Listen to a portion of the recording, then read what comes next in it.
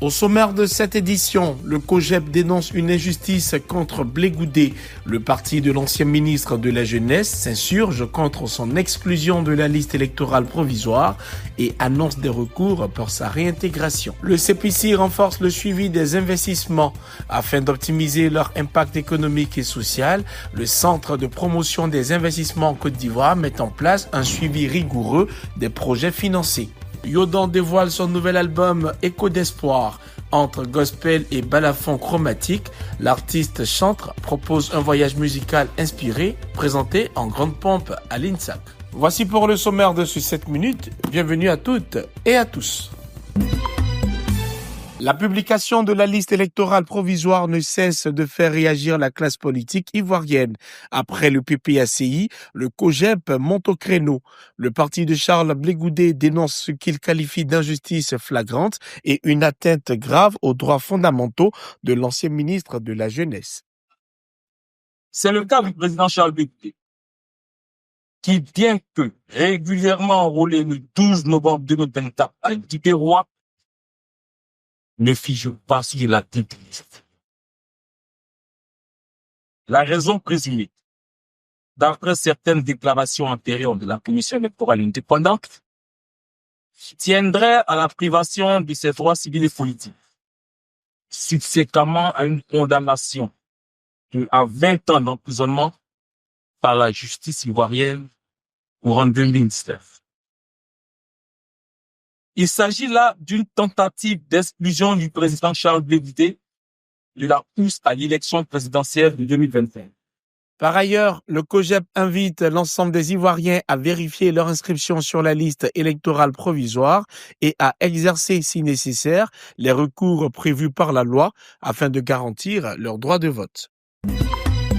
En 2019, le CPC a traité plus de 290 projets, totalisant 705 milliards de francs CFA d'investissement. Pour garantir transparence et efficacité, 5 rapports annuels ont été produits afin d'évaluer leur impact économique et social. Lors d'un atelier à Grand-Bassam, le rapport de suivi-évaluation Focus 2019 a été validé en présence d'experts et de partenaires, permettant d'affiner l'analyse des retombées des investissements. Cet atelier s'inscrit vraiment dans la volonté du gouvernement de renforcer la transparence et l'efficacité des politiques mises en place pour favoriser l'essor du secteur privé en Côte d'Ivoire.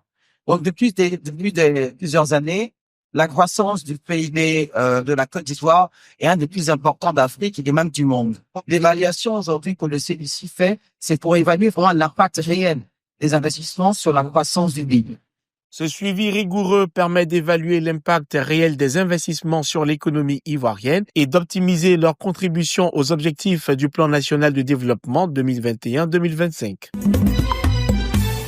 La Côte d'Ivoire a marqué sa présence à la 32e édition du Salon Free Logistica à Berlin, événement majeur du secteur agricole mondial. Sous l'impulsion de la Chambre de commerce et d'industrie, un pavillon ivoirien de 36 mètres carrés a accueilli 19 participants, issus de 13 entités. Plusieurs moments forts ont rythmé cette participation, notamment la visite de la Chambre de commerce et d'industrie de Côte d'Ivoire et celle d'une délégation de l'ambassade de Côte d'Ivoire en Allemagne.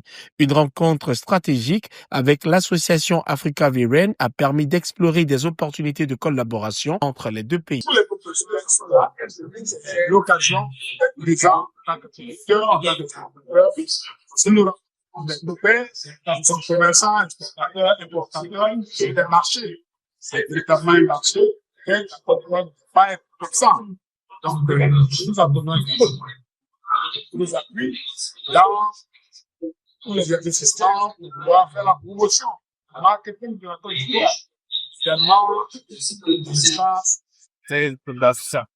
Le second objectif, c'est le faire de l'élite Côte d'Ivoire et en véritable réalité. Pour nous, c'est une plateforme, installons-nous des rondiens en matière de promotion des plus et les vues. C'est-à-dire ici, on est à la manque de Côte d'Ivoire, on est de la visibilité à l'analyse de Côte d'Ivoire, on est également de la vigilance à la banane du cerf. Grâce au soutien d'Africa Global Logistique Côte d'Ivoire et du Fonds interprofessionnel pour la recherche et le conseil agricole, le pays réaffirme son engagement à renforcer la visibilité et la compétitivité de son secteur agricole à l'international. Comme annoncé dans les titres, la salle Biti Moro de l'INSAC a été le cadre d'un moment unique, la dédicace et présentation du nouvel album Écho d'espoir de l'artiste Yodan. Cet album instrumental de 7 titres, mêlant rythme diversifié et adaptation du milieu gospel, se distingue par l'utilisation du balafon chromatique. Dans une ambiance empreinte de ferveur et de gratitude, le public est venu en nombre soutenir l'artiste qui a exprimé sa joie d'offrir une œuvre divinement inspirée et un talent exceptionnel. Le plafond chromatique est un bel instrument. Mais ce qui fait sa différence ou sa particularité avec les autres balafons, c'est que ce balafon peut communiquer avec tous les autres instruments de la musique moderne. Il est un peu plus, plus riche que les autres balafons que, voilà, on a l'habitude de voir. C'est ce qui fait sa particularité, ce qui fait sa force. J'ai tenu à être là parce que depuis longtemps, nous le soutenons dans ce projet et c'est vraiment intéressant encore d'être présent à cette dédicace. Parce qu'elle est aussi un aboutissement de plusieurs efforts. Et c'était vraiment impeccable, intéressant. Son engagement à glorifier Dieu et à impacter positivement son public fait de lui une figure clé du gospel contemporain. Écho d'espoir est un album qu'il espère pourra accompagner ses auditeurs tant dans les moments de joie, de réflexion et d'espoir. C'est tout pour ce 7 minutes. Merci de l'avoir suivi. Restez sur cette info. Les programmes se poursuivent.